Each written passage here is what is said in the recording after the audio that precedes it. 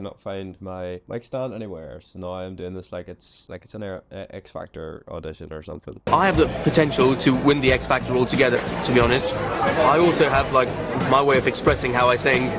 Like I've got what you call charisma. Happy to see the girls? Yep. I'm sure they'll be happy to see me once I'm done. Good, okay. Man of means by no means, king of the road. How do you think it went? Brilliantly. I thought you'd say that.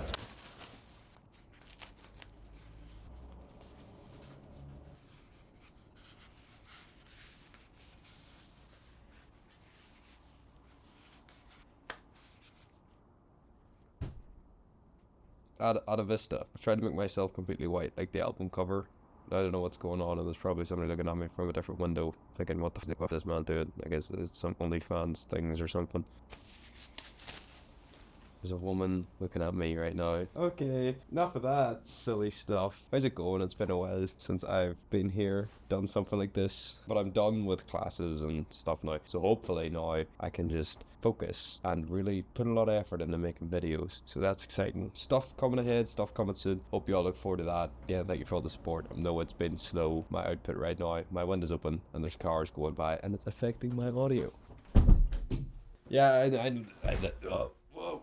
There's been issues and there's been delays, but I'm back, and I'm back with a music review after so long since I've done my last one. Atavista, Childish Gambino, new album. How exciting. This felt like a victory lap for me because I have been adamant since this bad boy initially came out as 3:15:20 that I was like, he just needs to finish it and it's gonna be pretty fire. Let's not waste any more time, let's just get into it. Let's an opening track, Atavista. A new intro compared to 3:15:20. An interesting intro. I actually quite like the intro, but I feel it's slightly subdued. It's like an easing in compared to the rest of the project, but I don't feel like it's a good tone setter for what is on there. It sounded like a Because the Internet offshoot, and that's not a bad thing. Like, it just feels like it was something Because the Internet that didn't make that track list, but this was different. It was interesting. It was a decent opening. I really like how it uses the synths, and I like some of the vocals and some of the lyrical aspects of it, but it didn't blow me away. Algorithm. Oh, I love this one. It's like this industrial techno hip-hop track. It's so just immense to listen to. This is the first of the original track list too, and it just sounds so much better here. The changes he's made, especially to the mix, and that's like many of the songs on here, the mixing is so much better, and it's like night and day, to be honest. Everything sounds so much clearer on the whole project, and this track is such a prime example of that due to the improved mixing that we didn't have before. And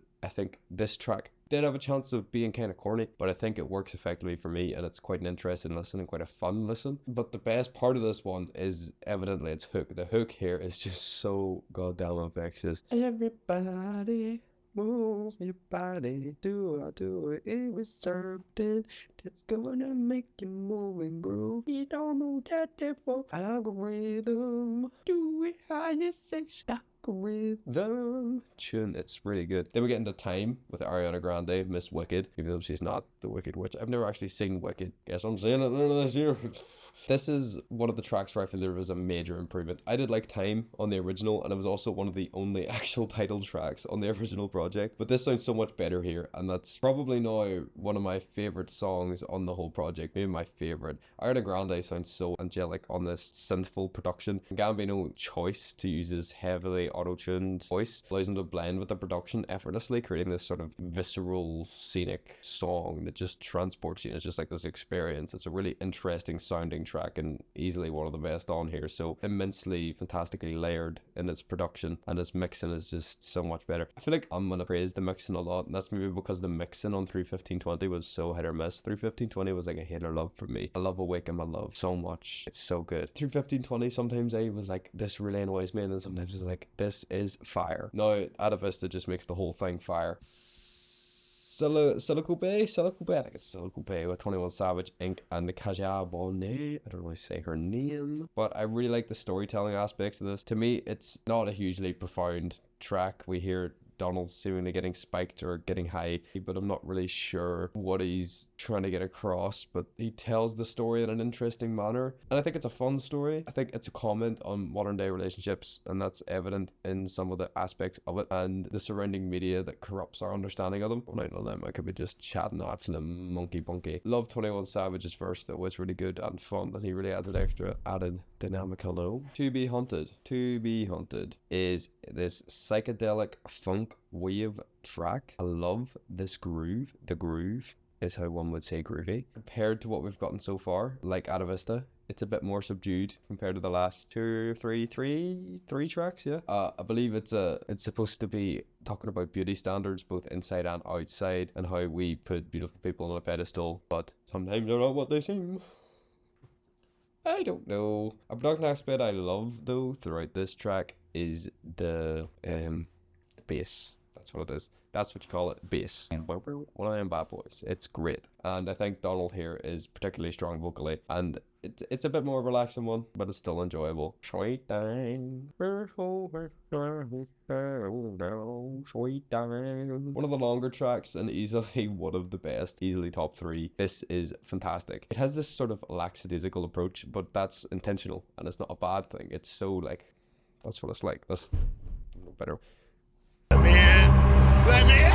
No better way to pinpoint it. I love the production aspects, especially those like sort of fairy tale sounding elements that are in it. It slowly builds and adds more and more to the production aspects, but does it so subtly. Like, it doesn't just like throw it all in your face. It takes its time with it. Such a dynamic song, and is easily one of the best here. And Summer Walker is just absolutely immense. She's so good. She's so good in anything she's on, and she delivers here vocally again. And I feel like Childish Gambino, he really embraces this sort of Prince sound on the second half of the track, like sort of really riffing with the production and just vocally just going for it. It's fun and interesting. Little foot, big foot, get out the way. How much are you? A lot of people don't like this one. I think it's kind of fun. I actually quite enjoy Little Foot, Big Foot, to be honest. I think it's groovy. I think it's fun. Is there something in my bin? It's just being a little silly. It's being a little silly bin. A little silly bin. No, it's fun, it's groovy, and although it's actually story-wise kind of dark, it's about like a man trying to sell drugs and his life around that and the stress of it.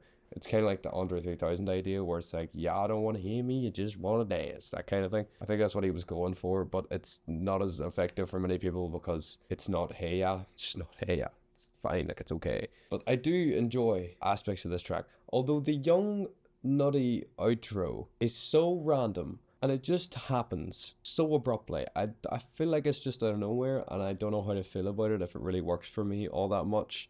It gives a decent verse, but yeah, I think that's where a lot of the confusion comes with this track, because it feels like 2 different songs just... My thing went red, I've never done that before. Just splashed together, which isn't necessarily always a good idea unless you get a clean transition. But it's not bad. I like the video. The video's decent too. Yeah, it's okay. It's okay. I think it gets too much hate, to be honest. Why Go to the Party? It's a simple interlude track into the final section. I think it talks about a shooting and its impact, but then it transitions cleanly into human sacrifice. I have waited so long. I actually could have got down on my knees and prayed. Like I could have, like, there's so much that I could have done. Like I would run a marathon. I would have run 6 marathons if I had to get this track. I would have bought 1 million Google Pixel 3s if I had to, just to listen to this one. When I heard that and I seen like on my TV watching like Sky Sports or something, and I was watching that advert, and then next thing you know, that advert came on, and it was like Donald Glover dancing with animated Donald Glover, Childish Gambino man, and that song was playing in the background. I was like, oh my god, what is this? I need it. All them like live performances of it back in like the This Is America tour days, and I was like, this song is never coming out. This song came out. I've waited years and years for. He's been teasing us. Naughty, naughty. You're teasing me, you naughty, naughty.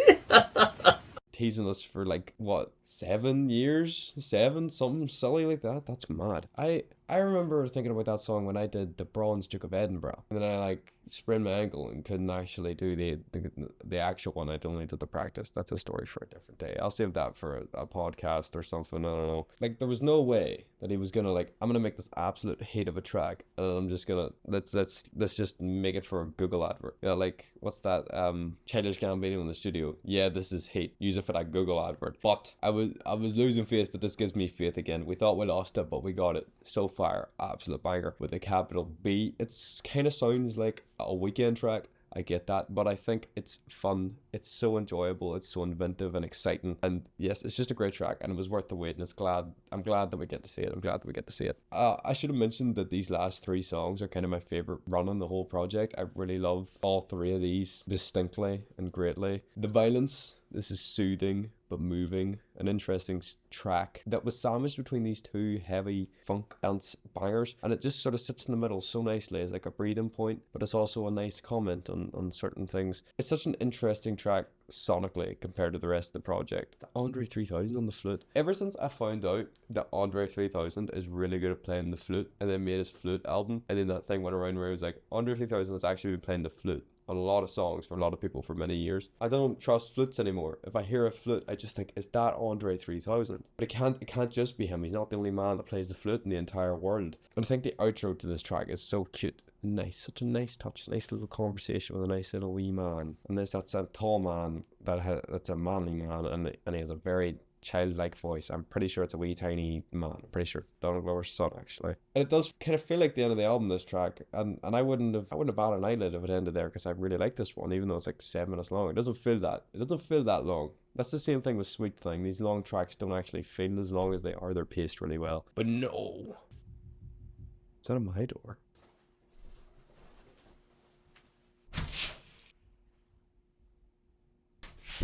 Nobody knocked on my door. I don't know. I'm getting bored of it. I'm getting bored of it today. Get more sleep. Final Church. The final one.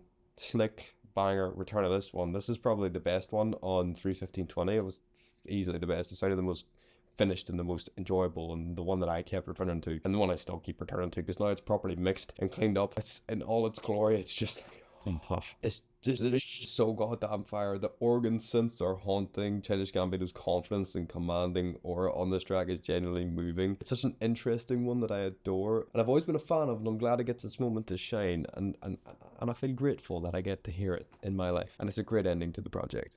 Again, this feels like a victory lap. I've spent while advocating that if you ever finish this album, it could be really good, and I'm happy to say that it's pretty good. I really enjoyed this a lot, and I really think it's a unique sound that I think people should explore. And I get if it's not your thing, but I really thoroughly found great enjoyment in this, and I could be heavily critical of it, but at the same time, I feel like if you just listen to it and just let yourself have fun, then you'll find a lot of enjoyment out of it the same way that I have. So yeah, really good project. This is like, comparing 3:15 to Atavista is like comparing Jesus is King to Yandy, and it makes me believe that someday we might get Yandy. We're never gonna get Yandy.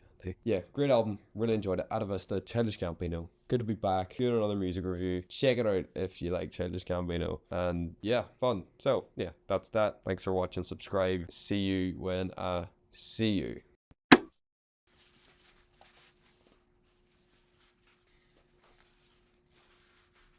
Did I hear Joshua Graham right now?